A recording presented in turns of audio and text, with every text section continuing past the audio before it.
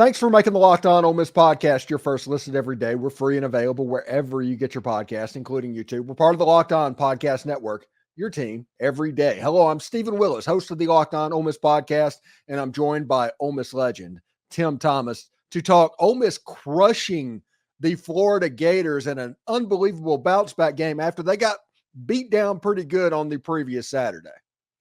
Yeah, Coach Beard said they had a little wake-up call. They had a few practices the last few days that kind of woke them up a little bit, and they needed to be woke up. They needed to get back to the toughness and all the things they'd done the prior. But Jamin Brakefield, he put on a clinic. And what about Jamarian Sharp? He had a block party. And he only played 17 minutes out of the 40. He had 9 steals. 9 blocks, sorry. But a great job by both those guys making it. We just kind of run off and left him, but like Tennessee did us.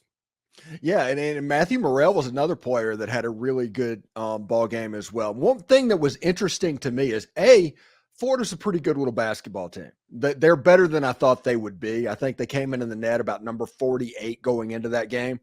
And early parts in the game, it was kind of ebb and flow, back and forth. And then Ole Miss went on a little bit of run because they started to protect the lane and their outside shots. They shot 75% nearly in the second half. Unbelievable stuff.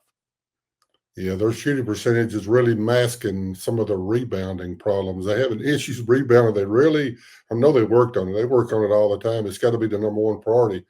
But, all those steals and all the blocks that Sharp got, and the other guy, they got 16 for the team.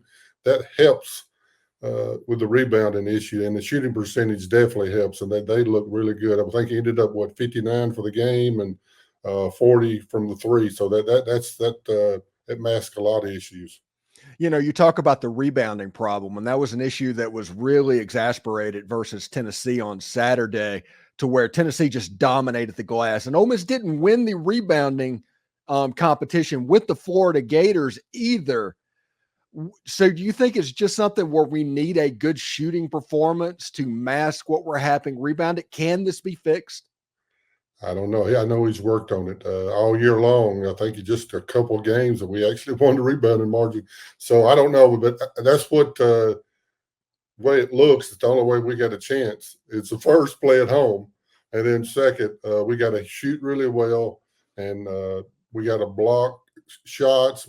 He started playing a little pressing. He started pressing more last night than he has in the past. So that got a few turnovers. So a few turnovers here, that kind of takes care of all those rebounding. So he knows he's got some guys that can rebound, but they're not prolific rebounders. I was thankful to see that Cisse, he started him. I had a feeling he was going to start him a few games back, and said in his post-game interview that Sharp actually initiated that he said, well, I think Cisse needs to start. So, wow, that's pretty big of this selfish world that a kid, he called him Books. That Books came to him and they talked about it. So Cisse had some few things going on last night. He had a few shots, a few alley-oops, and had several fouls he's got to work on. But Cisse going forward, I believe, will be in the starting lineup. Tempo is a major discussion point when we're talking about football, but I think this basketball team, we can talk about the tempo as well, as they scored over 100 points against an SEC opponent for the first time since Alabama in 2021 or 2001.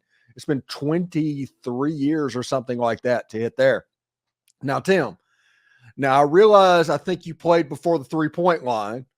Did you hit 100 points in an SEC game whenever you were at Ole Miss? No, we were even slower than Beard's teams are. We took it real slow. We had several guys like Sean Tu was a point guard, and I would set picks, or me and Roger Stig would set picks for Elster Turner or Carlos Clark or John Stroud, who was a great scorer. That's kind of what we did. That was our offense. We played great defense, like we've talked about. My coach was a Bobby Knight disciple. Beard is somewhat of a Bobby Knight disciple. So running and gunning wasn't in our repertoire. Yeah, interesting type situation, because, 103 points or something like that. And honestly, they slowed it down at the end. They might have been over 110. This team is pretty good when they play fast. whenever they get out and they run and they do stuff like that. Is this something we might see a little bit more of, especially when Ole Miss is playing against the not Tennessees of the SEC?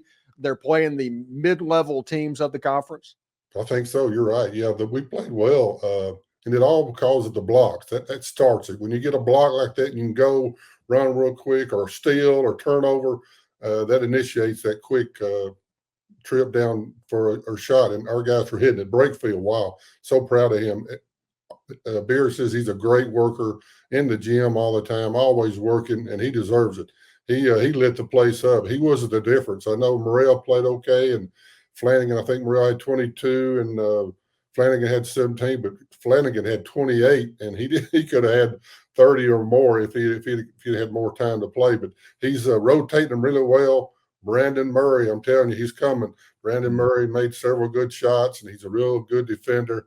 And he's coming. And it was Cisse starting, the big bulkier body in there. When he gets tired, Sharp comes in. When they just rotate so good that they're working like that. But I think you're right. I think we're going to run a little bit more because Beard sees that we can do it. Yeah, and when you look at it, I never talk about games. If anybody's watched this channel, I never talk about must-win games generally. This was so early in the season, you can't really do that. But what that game did against Florida is now you have a home game against Vanderbilt on Saturday. You have another game that is winnable right after that. Then you go to Auburn. There's a chance that Ole Miss gets out of these first 5 games, at worst 3-2. Yes, definitely. Let's talk about home games a second. I know it's what you alluded to. If you paid attention, that 4 out of the 5 of the top 5 in the nation lost away from home. Nebraska beat Purdue and Nebraska. UCF, which is a good thing for us, they beat Kansas in Orlando. So all these games, Mississippi State beat Tennessee, which is I didn't see that coming, but at home, Hubbard kid caught fire, and Tulo Smith did real well. So it's a real thing. And who's the other game? Let me see. I got it here somewhere. Oh, well, Iowa State beat Houston, knocked them out unbeaten. So top 4, all home games won. That's a real thing. We've talked about a little bit. You go away from home, you sleep in a different bed. The surroundings are different. Jet lag if you travel a long way. It's a real thing. The meals, so forth. It's just different. And a lot of times you stay with them for a half. Like we stayed with Tennessee like 19 minutes, and then it seemed like it just kind of went the other way. So it's definitely a thing. It's real. And these long trips that these conferences are starting to do now with Big Ten and so forth, from LA to wherever over on the East Coast, it's a real thing. The jet lag and all that type of thing that makes a difference, especially in the second half. Yeah, it should be really interesting. And you being over in Alabama, I don't know if I can let you go. I know this isn't Ole Miss related, but Nick Saban retired. How's that being broadcasted over in Alabama? Yeah, it's where were you when Nick Saban retired? Where were you? What room were you in? Where, that type of thing.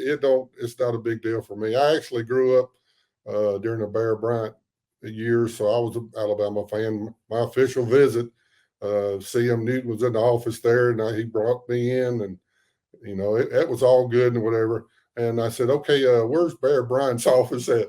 So they carried me down the little way, and he wasn't in there. It would have been nice to have met him, but I did meet him later on at the All-Star event that we had. They were introducing all the All-Stars and at the end of the year of high school, and he was shaking hands with everybody, giving them certificates. So that was pretty cool. So I was a Bear Bryant fan, not all the way Alabama fan, but it's a big deal. It's everybody's talking about it. I was at church last night, and we lost our coach.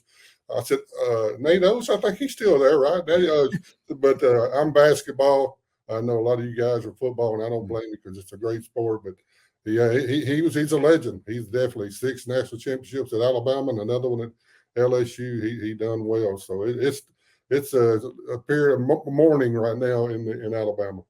Yeah, Alabama, even though every coach is probably going to be interested in this job, period. Either they're interested in the job or they're lying. I mean, that's the way that coaches go. But Alabama has standards of who they want to bring in as well. Somebody has to be their Ray Perkins in this situation.